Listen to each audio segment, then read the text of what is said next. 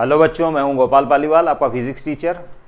बच्चों, एक बार फिर जे एडवांस के न्यू क्वेश्चन के साथ। बच्चों, क्वेश्चन रिलेटेड है रेडियो एक्टिविटी और न्यूक्लियर रिएक्शन से 2022 जेई एडवांस का क्वेश्चन है। बच्चों, क्वेश्चन में दिया हुआ है the minimum kinetic energy needed by an alpha particle to cause the nuclear reaction 7n16 + 2He4 1H1 + 8O19। बच्चों, ये न्यूक्लियर रिएक्शन दी हुई है 7n16 + 2He4 1H1 + 8O19। ये न्यूक्लियर रिएक्शन है, न्यूक्लियर रिएक्शन करेक्ट। हाँ, in a laboratory frame is N. बच्चों, minimum kinetic energy needed by an alpha particle to cause the nuclear reaction. बच्चों, ये बम्बार्डिंग पार्टिकल है 2He4, ये nuclear reaction को है जो इनिशिएट करेगा, करेक्ट। और इस प्रोसेस के अंदर है जो in a laboratory frame is N, correct. Laboratory frame के अंदर है जो ये न्यूक्लियर रिएक्शन हो रही है और काइनेटिक एनर्जी चाहिए 2He4 की मिनिमम कितनी होनी चाहिए, है ना। और वो n दी हुई है, n आपको फाइंड करना है। Assume that 7n16 is at rest in the laboratory frame. The mass of 7n16, 2He4, 1H1 and 8O19 can be taken to be 16.006 U, 4.003 U, 1.008 U and 19.003 U respectively, where 1 U equals to 930 MeV upon C square. The value of n is correct. तो बच्चों, ये एक nuclear reaction है, इसके अंदर ये bombarding particle है, bombarding particle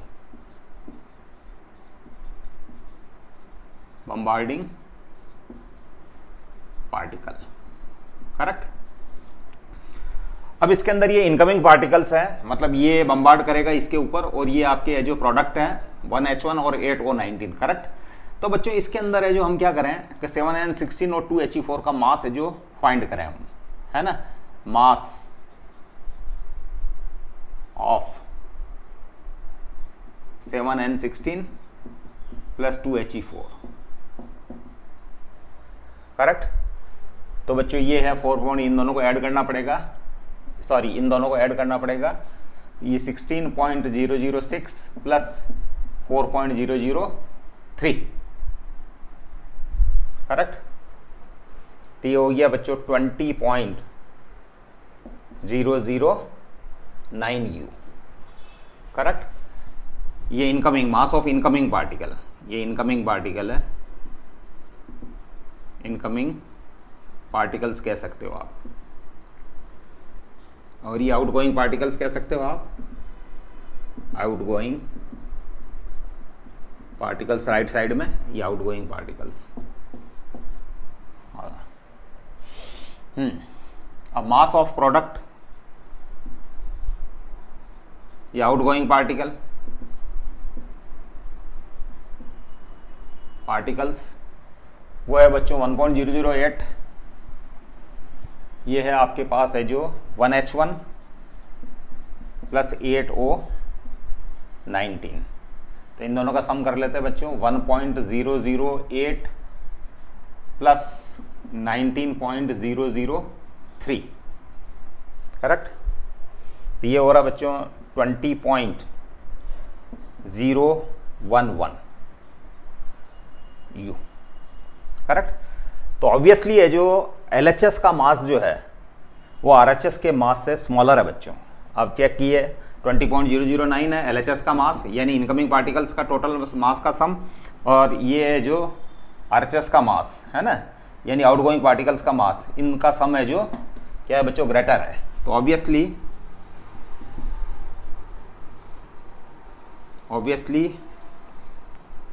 some of mass of outgoing is greater than sum of mass of incoming particles, correct.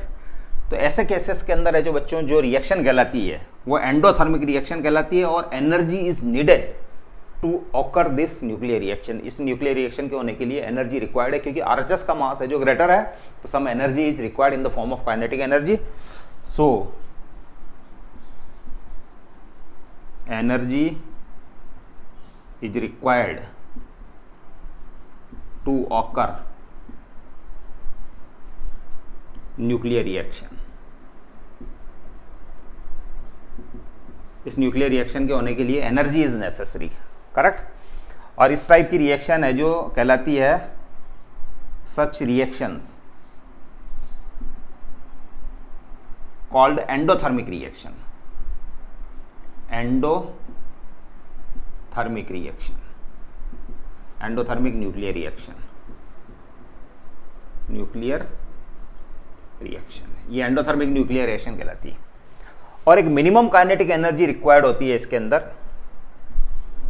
है ना, वो Q के बराबर होनी चाहिए. Q यहां here Q mod of Q, क्योंकि इस प्रोसेस के अंदर एनर्जी लिबरेट नहीं होगी बच्चों, energy has to be supplied in the form of kinetic energy. Kinetic energy की फॉर्म में एनर्जी देनी पड़ेगी, करेक्ट. तो वो डेल्टा Q जो है वो है आरएचएस का मास 20.011 माइनस एलएचएस का मास 20.009 into 930 MEV upon C square, correct. ये जो एनर्जी है जो इस केस के अंदर एनर्जी लिबरेटेड, Q नेगेटिव है बच्चों, energy has to be supplied, sorry has to be supplied. इस ऐसे केसेस में एनर्जी आपको देनी पड़ती है, हैज टू बी सप्लाइड. तो मैंने मोड निकाल लिया है, करेक्ट. तो यहां आ रहा बच्चों 0.002, करेक्ट, 0.002 MEV, करेक्ट. ये एनर्जी आपको देनी पड़ेगी. 0.002 MEV, sorry 0.002 into 930, correct, MEV. तो ये आ रहा है बच्चों 1.86 MEV. ये एनर्जी आपको इसको देनी पड़ेगी, करेक्ट. अब आगे बढ़ते हैं बच्चों.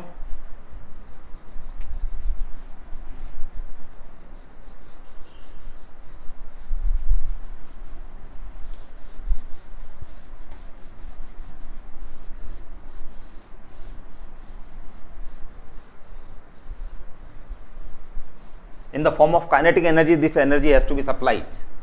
ये जो काइनेटिक एनर्जी की फॉर्म में एनर्जी आपको सप्लाई देनी होगी, ये energy, correct. Now by principle of conservation of linear momentum, principle of conservation of linear momentum,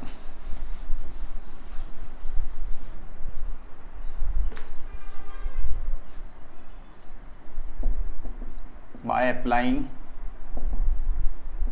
principle of conservation of linear momentum.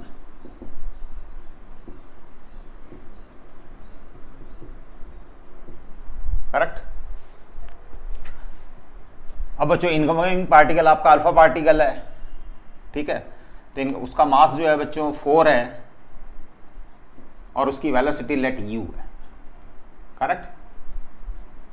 इसके बाद बच्चों इस प्रोसेस के इसके अंदर है जो वर्किंग प्रोसीजर जो रहेगा वो इस टाइप से रहेगा कि जब बम्बार्डिंग पार्टिकल है जो स्टेबल न्यूक्लियस से टकराएगा 7n16 से जब ये कॉलिजन करेगा, तो कॉलिजन करने के कारण है जो बच्चों क्या एनर्जी लॉस होना चाहिए.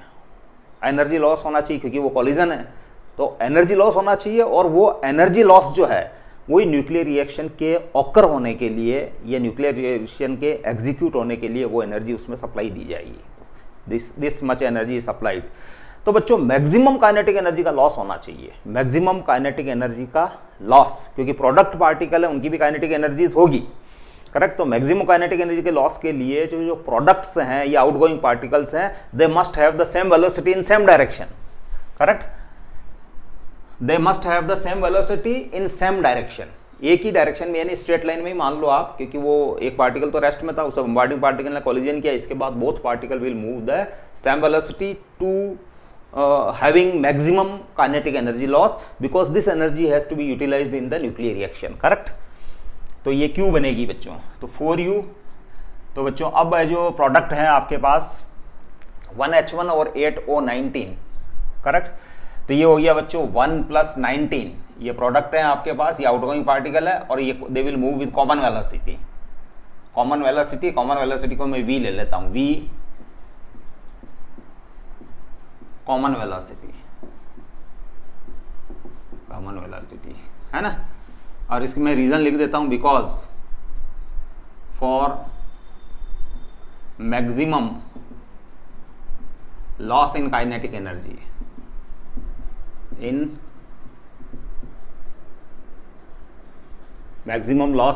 Energy both outgoing particles must move in same direction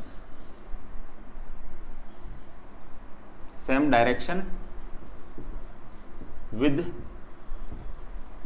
same velocity, correct. ये इंपॉर्टेंट चीज है बच्चों। इनइलास्टिक, परफेक्टली इनइलास्टिक कॉलिजन के अंदर मैक्सिमम काइनेटिक एनर्जी लॉस होता है, तो उसके अंदर क्या होता है बच्चों, बहुत colliding particles move with the same kinetic energy, correct, same velocity. तो ये हो गया बच्चों आपके पास V = हो गया आपके पास 4/20U, 4/20U, ये हो गया बच्चों U/5, correct. Now loss in kinetic energy,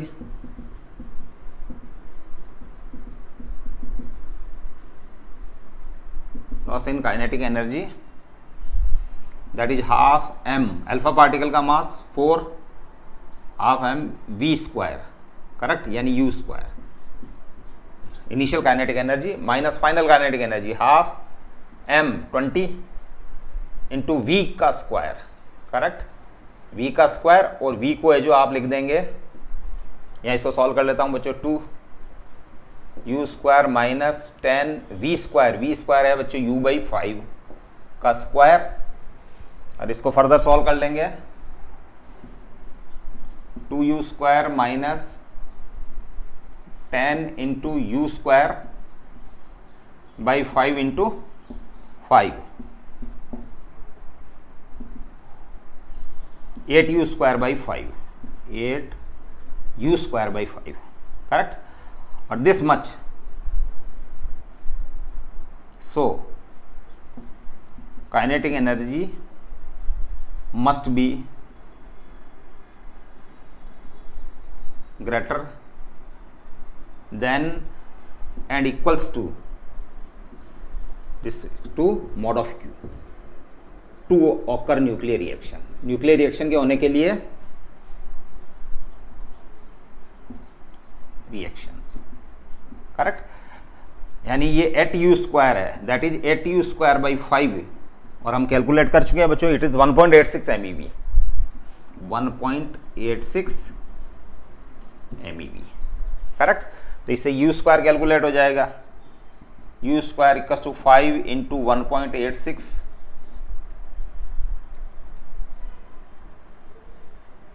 हाँ 1.86, 5 इंटू 1.86/8, ये इसलिए काइनेटिक एनर्जी, और this much equals to Q, mod of Q, ये mod of Q, और mod of Q किसके इक्वल्स टू है,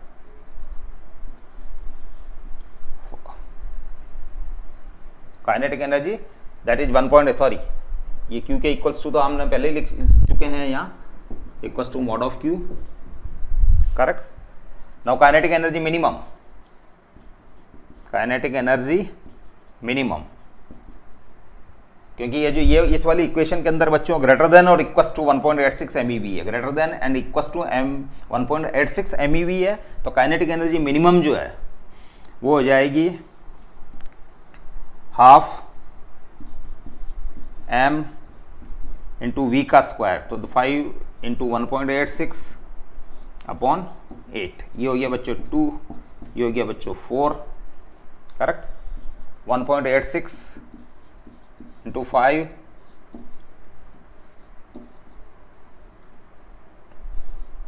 9.30 अपॉन 4,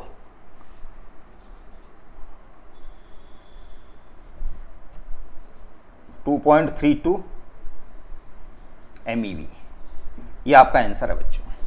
तो इसकी कॉन्सेप्ट है जो बच्चों इची है, ये एंडोथर्मिक टाइप की रिएक्शन है, इसमें एक minimum kinetic energy required, that is के थ्रेशोल्ड काइनेटिक एनर्जी, आप उसको के थ्रेशोल्ड काइनेटिक एनर्जी भी कह सकते हैं, के T H, threshold kinetic energy, minimum kinetic energy required, kinetic energy required for bombarding particle, bombarding particle, correct. और ऐसे क्वेश्चंस के अंदर एक फॉर्मूला भी वर्क करता है बच्चों, कि मिनिमम काइनेटिक एनर्जी रिक्वायर्ड, कोई है जो पार्टिकल है, जो कोई एक्स है जो न्यूक्लियस है और उसके बम्बार्डमेंट के कारण है जो ए जो पार्टिकल का बम्बार्ड किया जाता है और वो वाई में कन्वर्ट हो जाता है, तो फिर है जो ऐसे केसेस के अंदर for endothermic reaction, for endothermic reaction के टी एच माइने मिनिमम काइनेटिक एनर्जी के टी एच, आप उसको ऐसे लिख सकते हैं Q into M1 upon M2 plus 1, ये एक फॉर्मूला भी वर्क करता है, इस फॉर्मूले को भी आप यूज़ करके इस क्वेश्चन को भी सॉल्व कर सकते हो, जहाँ M1 मास है किसका बच्चों, इसका मास है M1, जो स्टेबल न्यूक्लियस है जो रेस्ट में है उसका मास है M1, और ये Y जो है वो प्रोडक्ट है, इसका मास है M2। तो बच्चों energy conservation principal of conservation और लीनियर मोमेंटम अप्लाई करके आप इस फॉर्मूले को निकाल सकते हो, इस फॉर्मूले से भी इस क्वेश्चन को सॉल्व किया जा सकता है बच्चों डायरेक्टली, लेकिन मैंने कॉन्सेप्ट को आपके सामने क्लियर किया है। हम अगले क्वेश्चन के साथ फिर मिलते हैं, stay blessed till then, thank you.